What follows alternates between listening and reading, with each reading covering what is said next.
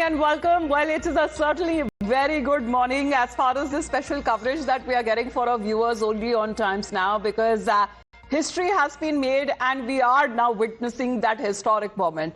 Artemis II has now successfully concluded this journey, this milestone in human space exploration after a remarkable 10-day journey around the moon, and the 4 astronauts have now returned safely to Earth. They are back home on board that Orion space capsule, completing a breathtaking splashdown that signals a new era of lunar missions. And this mission is not only demonstrating critical capabilities for deep space travel, but also delivering valuable scientific insights that are expected to shape the future of space exploration beyond Earth even. So these are the live pictures coming in from NASA, and Artemis II, which has already etched its name into history books, setting multiple records, including the farthest distance that has been traveled by humans, the first woman to venture beyond the low Earth orbit, and the first non-American to reach deep space, and the first person of color to journey towards the moon. Now, more importantly, Artemis II lays a strong foundation for the ambitious Artemis program that paves way for the upcoming missions as well. And the momentum that is building, the stage is now set for future expeditions, including a potential human landing on the moon as early as 2028, and ultimately crewed missions to Mars as well. So pictures that have been coming in, the fast boats that have been deployed, there has also been contact that seems to have been deployed, has been established with the crew inside. And this seems to be the pictures that are now coming in. So right along the way, as we continue getting you these live updates and pictures, let's also connect with our guests who are joining in right now. Dr. B.R. Guru Prasad, a former ISRO scientist, and we also have Dr. W. Murthy, President, Amity Science Foundation, and former DG DRDO joining us. Well, good morning to you, gentlemen, and thank you very much for joining in. We have also Ajay Lele, who is the Deputy Director General from IDSA, joining us live. Well, thank you very much for taking out your time, and what a historic moment. I mean, Dr. Guru Prasad, what were your first thoughts when you saw the splashdown, sir? A historic moment. Well, good morning, and it was what can I say, immense satisfaction was the one which pervaded me once I saw the capsule, Orion capsule, touching the water off the coast of San Diego. And, as it was predicted at 5:37 a.m. Indian Standard Time only, if you want seconds, also 47 seconds past 5:37 in the morning, it touched down. And, it's as they said, it's a new chapter in the lunar exploration, because in the past 53 years, no humans had ventured towards the moon, let alone landing there. That is different. So first time in 53 years, humans went to moon, successfully looped around the moon, and have come back safely.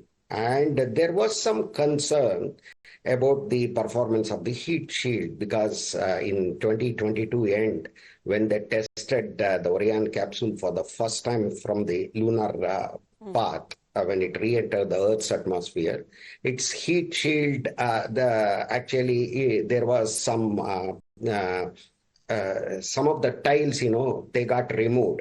And it was supposed to have been charred, that's all. But some of the portions of the tiles were missing. I mean, that heat shield, which wears away. That was a concern. And now, anyway, nothing has happened. NASA was very confident from the beginning that it very would be smooth okay. landing, what's been witnessed. Dr. Selvamurthy, what are your thoughts, sir? The pictures that came in, of course, that 6-minute blackout is something, a communication blackout, which is terrifying. However, we are past that now. Good morning, viewers. I think it's a fantastic, yet another important milestone in the history of space exploration, particularly in deep space mission. This is a very important step the NASA scientists have taken today, and with the success of the Artemis II, they have established several technological innovations, particularly with regard to the space launch system, and also the heat shield that was mentioned, and also the life support system which they have tested, and also the physiological and psychological the factors which have been impacting the soldiers' performance, the effect of radiation on the human cell, their sleep patterns, and also their immune system, how does it work? So all these are very vital for future missions. So they have tested the whole life support, oxygen generation, carbon dioxide removal, giving the fluid, and also the food, waste management. There are several human factors which one need to consider besides the safety when they are inside the spacecraft. So all these have been tested, and now the astronauts who have returned back are in good shape. I must congratulate the NASA scientists and all the stakeholders connected with this program. And in the space race, now NASA has established again their supremacy in terms of demonstrating the launch vehicles, the spacecraft, and the human safety, and bringing them back after 10 days sojourn, almost 400,000 kilometers, and looking at the farthest side of the moon. And this helps to look at the future landing sites. Where do we land the spacecraft? And also they took the manual control for 70 minutes. So this is again during the sojourn, because when they have to do docking and do the future exploration, it's very important. So they demonstrated this, the manual control of the spacecraft. Otherwise, normally it is autonomous. And they also looked at the communication. Yes. How do we establish the communication? Because normally, even in the low Earth orbit, it takes about 22 seconds for a signal to go up and then another 22 seconds to come down. So the communication is very vital. So this has been tested, and you have the communication blackout, as you rightly mentioned, during the splash, as well as when they are in the farthest side of the moon. Yes, sir. Then you have complete blackout. So these are all very important. So can we look at quantum communication? So those type of things will also be explored in future. And I think from here, now NASA will be preparing for Artemis II, and ISRO, our own Indian Space Research Organization. I think I'm going to come to that in just a bit, because yes, it's a huge moment for NASA, and if you're looking for further any space collaborations, because ISRO has its own ambitions as well. But Ajay sir, look at the pictures. I mean, 5 decades ago, how did the moon look like? And now, I mean, of course, technology has advanced to a certain extent, but the pictures from the Earth rise to the Earth set, I mean, breathtaking pictures that has been shared by the mission, sir. No, definitely. If you see the entire pattern of a mission, it was a very fascinating the way the mission has actually progressed also. It is always, they are always having some sort of additional fuel to undertake certain amount of corrections. But most of the time, even those corrections were not required. So in a sense, it was a very copybook mission. And till date, we were getting all the pictures of the moon from the near side, which was visible from the Earth. So this is for the first time from the far side of the moon, we were getting pictures. And that's a new, you can say, addition to our knowledge. Other aspect is that this particular spacecraft was keeping it slightly away from the lunar surface, almost 6,000 plus kilometers away from the lunar surface. Idea was to have both zoomed in and zoomed out, a wide angle picture. Because from a future mission's points of view, you would like to have a data which will give you all sorts of activities which are happening on the lunar surface. What is the nature of the surface? What is the rock composition? So on and so forth. So these pictures not only are fascinating, but more importantly, they are important for the future research, for the future missions. Because as it was pointed out earlier, that Artemis IV by 2028 is expected to undertake a human landing on the moon. So for that angle also, it is very important to collect maximum amount of data from the lunar surface. And these pictures are very important addition in that context. Absolutely, because pictures that are also coming in right now. So a quick description of that. The splashdown has happened. It's been a very successful and a smooth splashdown. Contact has been established with the crew inside, and it is now all about the recovery. If you can help us understand, Dr. Guru Prasad, what happens from here on in layman terms, so we can understand. It's been a 10-day mission, a successful one, but now the recovery and the rehab phase for the astronauts will now begin. Well, First of all, the spacecraft has landed. That is the Artemis capsule. I'm sorry, Orion capsule Orion, has yes. landed. And, they have to see that any fumes are there, okay, which are not good for humans. That kind of thing, toxic ones, in fact, something like that, because it has a reaction control system. Probably, anyway, they are going to see such things, carefully inspect that, followed by, they're going to take the capsule to the ship, and a special ship, and they're going to open the hatch, and the astronauts will come out, and there will be a quick medical checkup. For 10 days they have been in space environment, space ambience in space.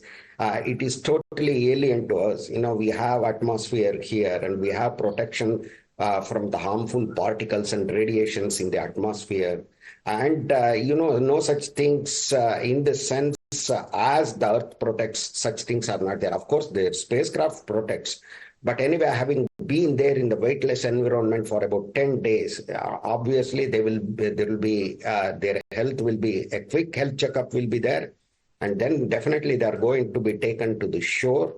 And after that, again, after some more medical checkups, I'm sure that they'll be taken to the Johnson Space Center. That is where human spaceflight related activities have been going on in the United States for the past 60 years. Then there will be a medical checkup, again, a detailed medical checkup for some time. I'm sure that the astronauts will be there, followed by, they'll be reunited with their families. One thing absolutely. is... We've seen the kind of cheers and celebrations that have been coming in from the control rooms itself, and I believe that this is being resonated as far as space fans here in India is also concerned, because we'll be also joining certain people there who are up bright and early just to witness this historic moment. But Dr. Selvamurthy, when we talk about Artemis II mission, what do you believe that it has done to mark this major step in humanity's return to deep space exploration, sir? The first crewed mission under the Artemis program that seems to have designed to pave the way for future lunar landings as well. And now what is to look forward to as far as Artemis 3 and then eventual probably Mars landing? I would like to deal this in three aspects. The first is technology demonstration. Because you need propulsion, control, guidance, navigation, translunar injection, precise translunar injection, and then the heat shield testing, and then manual control. All these technologies is the first one when you look at the deep space, and such long sojourn in terms of the farthest part and longest travel in human with 4 astronauts in, and it has traveled almost more than 400,000 kilometers. So the first part is technology demonstration in terms of the space launch system as well as the crew.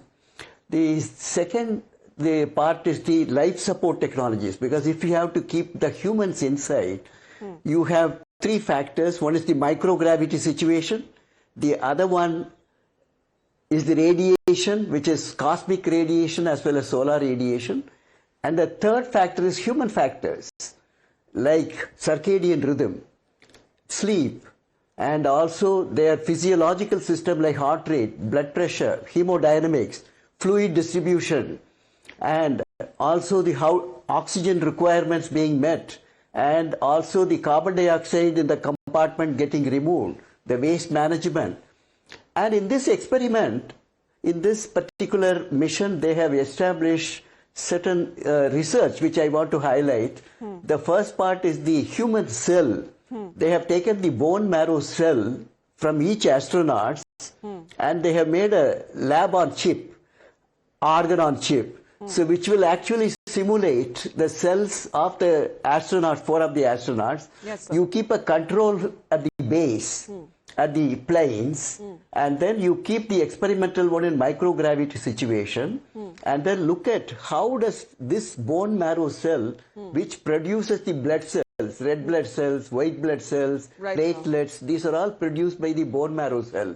Because this is very important when you put longer. Dr. The Selvamoorthy, humans in apologies, space sir, just interrupting you because the pictures that are now coming in of the fast boat that seems to have established contact with the capsule. So the pictures, I'm just going to, quickly describe them because it is important to also note that contact that has also been established with the crew inside. They are said to be in green conditions. So that means that so far so good. The astronauts who successfully splashed down off the coast of San Diego, and as planned, that has concluded a monumental and a very risky 10-day journey around the moon and back that took them farther from Earth than anyone in human history. And NASA has also come out with a post, and I'm just going to share that with our viewers, where they have been calling this mission well accomplished. So let's put that out. As far as NASA administrator has now put out this post on X, because this is a historic mission, as we've been talking about in Artemis II astronauts. The view that they have seen is never seen before parts of the moon's lunar surface. So let's in the meantime take a look and splash down. America is back in business of sending astronauts to the moon and bringing them home safely. Reed, Victor, Christina and Jeremy did an outstanding job. These talented astronauts inspired the world and represented their space agencies and nations as humanity's ambassadors to the stars. And this was a test mission, the first crewed flight of LSS and Orion that pushed farther into unforgiving environment of space than ever before, and it carried the real risk. They accepted that risk, and we all stood to learn and for the exciting missions that follow. And as we return to the lunar surface, we build a moon space and base and also prepare for what comes next. So as they were not alone, the entire NASA workforce, of course, when it comes to the commercial and international partners and the hopes of dreams that people all over the world were with them, and the astronauts know it, and you should too, that this mission would have not been possible without you. Congratulations, Artemis II mission that has now been accomplished. So that seems to be what NASA seems to be describing, the pictures there, and there you can see when it comes to the boats that have now made contact, and now it is all about retrieval and recovery and rehabilitation. That is exactly what's going to happen to these astronauts there, because what they have now brought back, the astronauts that have brought back what they've retrieved, once retrieved from the Orion capsule. And there is a lot to celebrate right now on a mission which is now well accomplished, because this is not just an accomplishment for NASA. This is an accomplishment for humanity. Again, this is a historic mission to the moon and back. And of course, when it comes to the crew, they have been absolutely professional. Wonderful communicators, as what NASA has been describing them, and an ambassador from humanity to the stars. And of course, now it is time to start preparing, Mr. Ajay, for the Artemis III that is expected to launch by 2027 or 28. So what are we now looking at for the future space expeditions, sir? You see, NASA is doing this entire program in a very systematic step-by-step fashion. Artemis I in the year 2022 had gone in the close vicinity to the moon, but it was not carrying any humans over there. So essentially, they were checking the rocket technologies and various other technologies.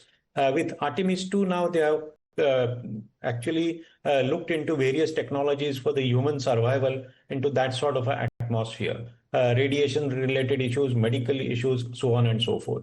Now, with Artemis III, what they are planning to do is that they are planning to do a docking experimentation in the low Earth orbit, because when you are going to put a Orion system onto the surface of the moon, the craft will have to actually land from the Orion system on the lunar surface. So you have to first check on the docking part of it. So after they have now established certain amount of confidence into communication systems, into human survivals over there, now they are looking at the next stage where they will be undertaking the experiments related with docking. And subsequently by 2028, if everything goes well, they will be attempting the first landing on the surface of the moon, because till date only 12 people have landed from the Apollo program way back into 1970s.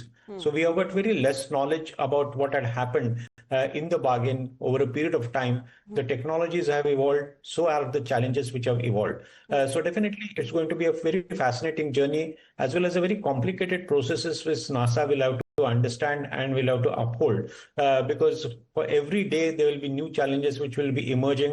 There will be good amount of learnings from Artemis II also, because the astronauts will be giving a debrief actually what had happened, and I'm sure that they will be getting into a lot of minor details which will be actually helping them to undertake a further human mission where humans will be landing onto the surface of the moon. Because to undertake a flyby and to land humans on the surface of the moon, there is definitely going to be certain amount of changes as far as technologies are concerned, as far as equipments are concerned. So very fascinating, but at the same time, very busy schedule for NASA in coming few years. Absolutely. So the extraction of the astronauts, because we are, our eyes are glued to the screens that are now coming in from NASA, the live streaming of right in the heart of the Pacific Ocean, what we are looking at as far as this splashdown that has now happened off the coast of San Diego. And now we are looking at the fast boats that has established contact, and it seems that extraction would be the next step that's going to happen. The capsule, which has successfully, as far as the splashdown, that has been quite smooth. Of course, there were terrifying moments, that has been witnessed, but fingers were crossed, and the mission has been a success. But Dr. Guruprasad, let's come back to that question, because this mission, which had also faced a lot of delays and issues before launching into space, and which has now put the United States in a very significant lead in global space, as Dr. Selvamurthy was also pointing out, especially when it comes to human presence on the moon. Do you believe that it, potentially opened doors for international collaboration, including participation from agencies like ISRO? See, we have to remember here one thing. India is also a signatory to the Artemis Accord. Signatory means not that it is participating. See, Artemis Accords were drafted by NASA. It is a mainly United States one. And India, more than nearly 61 countries have signed Artemis Accords by January 2026. And India is also a signatory. And when it comes to international collaboration and cooperation, we have to remember one thing. In this Artemis II flight, one of the astronauts is Jeremy Hansen, who is a Canadian astronaut. Right. He is the first non-American citizen to venture towards the moon. Okay, international cooperation is always there, okay, in the Artemis program. And if you look at Orion spacecraft itself, it has got two parts. One is called crew module. The one which you are seeing, one which is floating there on the Pacific Ocean now, that is the crew module in which 4 astronauts will be are being accommodated there. But this spacecraft at the time of launch had one more part. You can see in the back side of that spacecraft picture and the animation, that is called service module. Okay, service module supplies water, okay, and electricity. Solar panels related electronics and such things will be there on that. So the thing is that is built by European space agents. So many countries are participating in the Artemis program. It is not an entirely US one, which was the case with Apollo's program. But here international cooperation is there. So one prominent part of the spacecraft, okay, is built by European Space Agency. So these are the days in which a single nation taking up everything. Yes, sir. It is not possible, okay, purely from financial point of view and from other point of view. For Artemis program, there are more challenges in the future, as Dr. Lele was mentioning. Landing is a totally different thing, in fact. Landing has not been attempted in the past 53 years, and the procedure which is followed in the case of Artemis is totally different from that of Apollo spacecraft. Apollo program. So challenges are there, and international cooperation is there. Coming to India, anyway, India has it has a foothold on the moon in the sense robotic spacecraft. Chandrayaan-1 went to moon, had an impact probe which touched the surface of the moon as way back as in 2008. And Chandrayaan-2, though it could not accomplish landing in the final stages, almost it was success. But the other part of Chandrayaan-2 is circling the moon and taking crystal clear pictures of the moon, which is very high resolution. Chandrayaan-3, anyway, it made a pioneering landing in the south polar region of the moon, not on the south pole, south polar region of the moon. And we have Chandrayaan-4 sample returning mission and Chandrayaan-5 with Japan jointly. We are going to explore the south pole of the moon. So like that, India has a lot of strength, and I feel that international cooperation is a very good thing in today's world. Right. And India cannot be ignored in this, considering its strength as well as achievements. We have to be proud of our own lunar program, looking at the resources available to us. Oh, absolutely, absolutely, sir. No doubts in that, because India has also been setting records when it comes to space exploration, and of course, when it comes to the recent missions as well. Subhanshu Shukla, astronaut Subhanshu Shukla, was the first one to actually get on board the International Space Station as well, and this has been one of the multiple, historic missions that we have witnessed. But Dr. Selvamurthy, when we talk about, the access to the Artemis framework, can India also design systems and components which are compatible with global lunar infrastructure? See, today, our own Indian Space Research Organization, ISRO, has developed a tremendous capability in terms of the launch vehicles, right from SLV, ASLV, PSLV, GSLV, LVM-3. So all these various kinds of launch vehicles, which has proven its capability in terms of reliability, in terms of materials, propulsion, control, guidance, navigation, and orbital injections, and even multi-orbital injections. We launched 104 satellites in one mission. So these are all steps for the launch vehicles. The second capability is on the satellite building. So today, we build our own satellites. And then the third aspect is now the Gaganyaan mission, which we are looking at. And we did the Mars orbital mission, so in a very cost-effective manner. So today, if you look at ISRO, it has got exponential growth in terms of technological capability, program management. You. I believe the hatch has now been opened, the pictures that are now coming in, and this is how we are looking at the crew which has established contact, the fast boats that has been deployed, and finally we're looking at the hatch that seems to have been opened. But Dr. Selvamurthy, if you can just describe to us, because will the extraction happen here, mid-ocean, or, the capsule is going to be brought and, to the docks when we probably take a look how, the extraction of the astronauts one by one will happen. So is this going to be the first phase where the crew outside will make sure that the astronauts inside are doing well?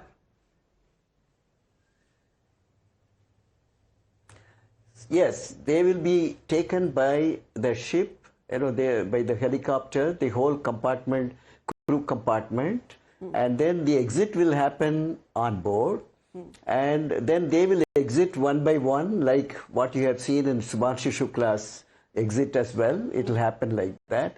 Because some of the challenges would be the hemodynamic adjustments. Because when you go into microgravity, there is a cardiovascular deconditioning. That means our cardiovascular system, heart, blood vessels, brain perfusion, it all depends on the gravity. So once the gravity is not there, or microgravity situation, there is a cardiovascular deconditioning. Then the other one is long sojourn, you will have muscular deconditioning. So these two, then the vision and also the cognition, these gets disturbed initially when they come out. That is why you will see you may need a little support. Those are in the long sojourn. But I don't think in 10-day sojourn will have that kind of hemodynamic deconditioning or muscular deconditioning. But certainly you will see them when you conditioning. But certainly you will see them when they come out of this. The little bit of support will be required for some of the people if the reconditioning doesn't occur faster.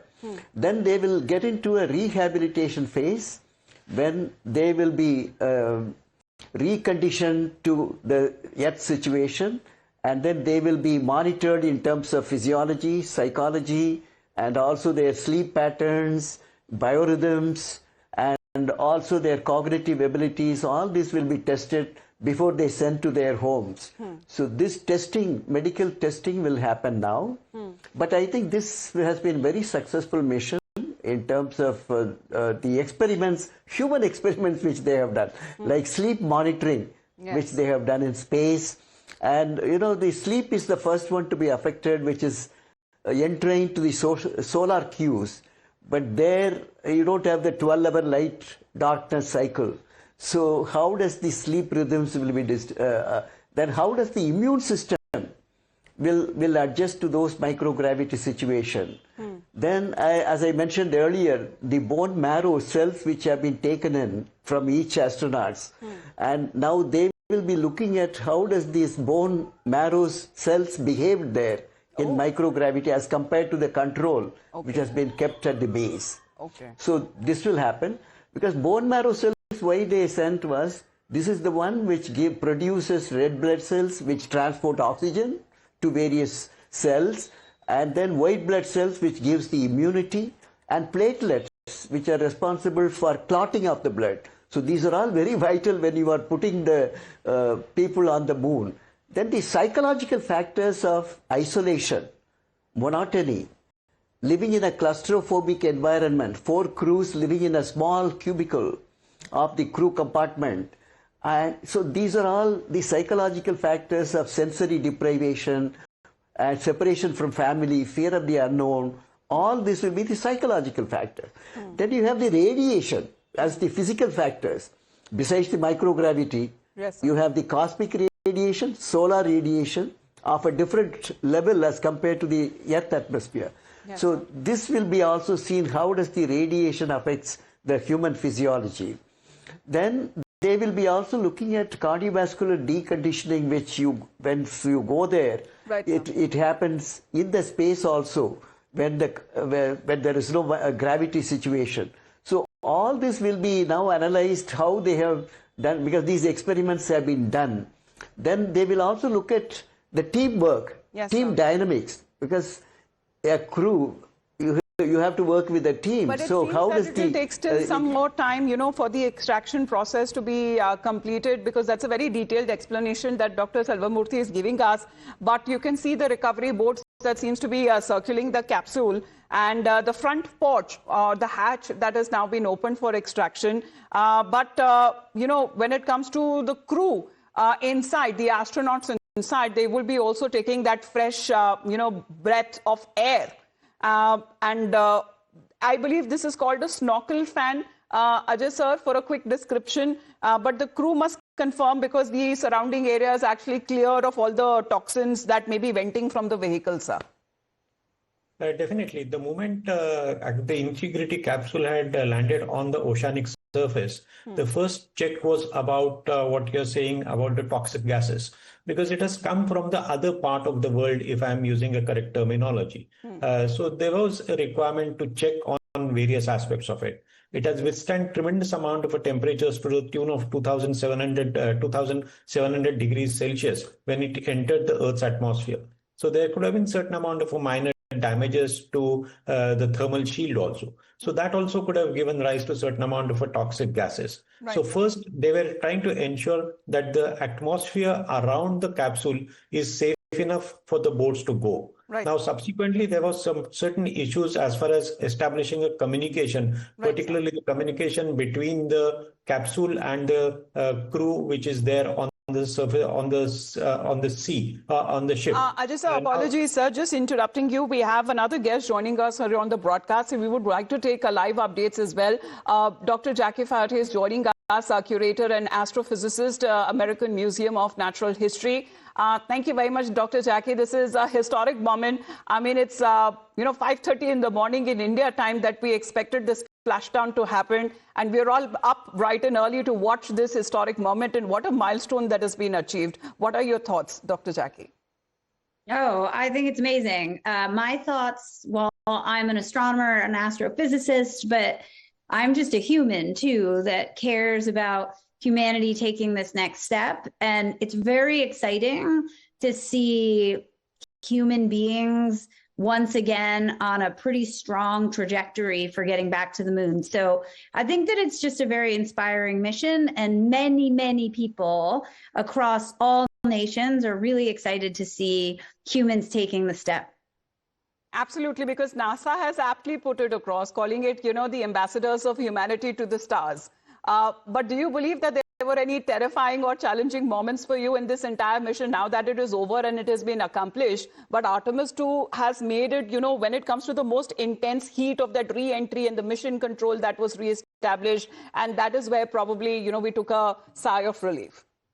Yeah, I mean, the 2 points of really tension, or where people tend to get very scared, are on launch and then on return. So launch is probably where I was most nervous, because that's a pretty big moment for a rocket that we've never launched people in before. But re-entry always comes with some moments of question. But everything that I've seen so far, it looks like this is it's not necessarily picture perfect. They may have lost a little bit of communication for a little bit of time, but that's not that big of a deal. But it seems nearly picture perfect. This is a really wonderful step for the SLS rocket. Dr. Jackie, do you believe that this is also a huge moment? I mean, practically since the launch, NASA and the astronauts themselves have said that this is a moment that would bring them a big sigh of relief, because the recovery efforts are also underway. But this seems to be, setting up NASA's lunar exploration program to tackle its next big step. So what do you believe what's going to happen next? Yeah, I mean, the next step is really interesting, frankly. So instead of Artemis III being a crewed mission to land on the moon, they've decided to make Artemis III, which should happen next year, a crewed mission in low Earth orbit to test out the landers. And for that, there's a competition. It's a competition between two different private space companies that are both vying to get the lander: Blue Origin, which is Jeff Bezos's company, and SpaceX, which is Elon Musk. So I think phase 3, Artemis 3, is really exciting, because it is this thing we've never had before, which is a real collaboration between the private industry and NASA. And then Artemis 4 in 2 years, that one everybody should be glued to their screen for. That will be the real return of humans to the moon. So I'm looking forward to both phases, frankly, both the reconnaissance with the landers and to see what plays out there with which private industry gets the contract. But also I want to see a human on the moon again. Oh, absolutely. And what were your thoughts when you saw those pictures? I mean, right from Earth-set photo from Artemis II, do you believe that also echoed Apollo 8's iconic Earthrise that happened in that historic lunar flyby? Yeah, the Earthrise is just a picture for the generation, for the ages, for humanity. To see Earth from that perspective, I just think it makes you step back from all the things that are happening on the world and realize that we're just these tiny little beings locked to this rock floating around in space. And it's something that you can say, but you feel it when you see Earthrise. And it's our first Earthrise image that we've had since the Apollo missions. So I was psyched when I saw that, but also their trip around the backside of the moon, they got to see with their eyes a part of the moon that the Apollo astronauts didn't see, because the moon was in a phase that the Apollo astronauts didn't have when they went around the backside. So that was also really exciting. Oh, absolutely. And this is an experience that they hold only with themselves for a lifetime. But what do you believe that the mission, tested when it comes to these critical systems aboard the Orion spacecraft? I mean, what are we looking at? Life support, navigation, communication in deep space? Yeah, all of that was tested. So Artemis 1 was launched with everything that the astronauts had aboard for Artemis 2, except life support. So this is the first test of life support and how well it went. I mean, everybody's heard about the toilet. The toilet didn't function like they expected it to, but it does seem like that doesn't seem like the worst thing to have gone wrong. It feels like much that they tested went really well. So the Orion spacecraft the SLS rocket in general, I think it's a big win for that rocket. And many firsts that what we are looking at, on this mission, earlier which faced a lot of challenges, but why it actually matters as far as this entire mission is also concerned, the farthest distance that has been traveled by humans, the first woman to go beyond low Earth orbit. We are also looking at first non-American to also reach deep space. This seems to be historic milestones that seems to have been achieved when it comes to space exploration. Oh, yeah. I think that the reason why NASA also has called this mission Artemis is Apollo is the god of the sun and has a twin sister, the goddess of the moon. But it's his twin sister. So Apollo for NASA was a celebration of many, many difficult things, but it was largely men that got to do it. I mean, 12 men got to step upon the moon. All the folks that got to go to the moon, whether they just orbited, that was all men. But Artemis is an invitation to expand who gets to go. And so that's also the power of the name.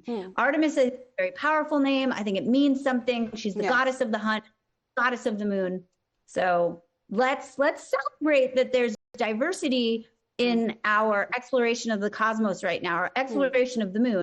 So I'm looking at all the little girls that are running around outside. Well, you guys in India, it's 5:30 in the morning. I don't know if anybody's outside, but I think kids running around outside right now, the little girls get an invitation that they can go to the moon too, just like all little boys did in the Apollo. Absolutely, it's an inspiration. Last question, Dr. Jackie, because this has now put the United States in a significant lead when it comes to global space race to build a long-term human presence on moon. Do you believe that it potentially opened doors for international collaboration, including participation from agencies like ISRO?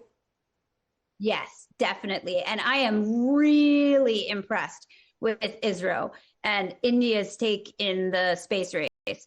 So I think you can just tell, frankly, they're opening the door for private industry to have their handle on the lander. They want to collaborate. I think it is an open door of collaboration right now. The Lunar X Prize, I don't know how much everybody followed this, but that is built into why we're at this point right now and why there is so much private industry. There was an attempt to really make international collaboration, and many people from different countries tried to make a lander. So I think NASA is extremely open to the idea of collaboration on this. So I can't speak for NASA because I don't work for NASA. I work for the American Museum of Natural History in New York City. Right. But it looks very open to me.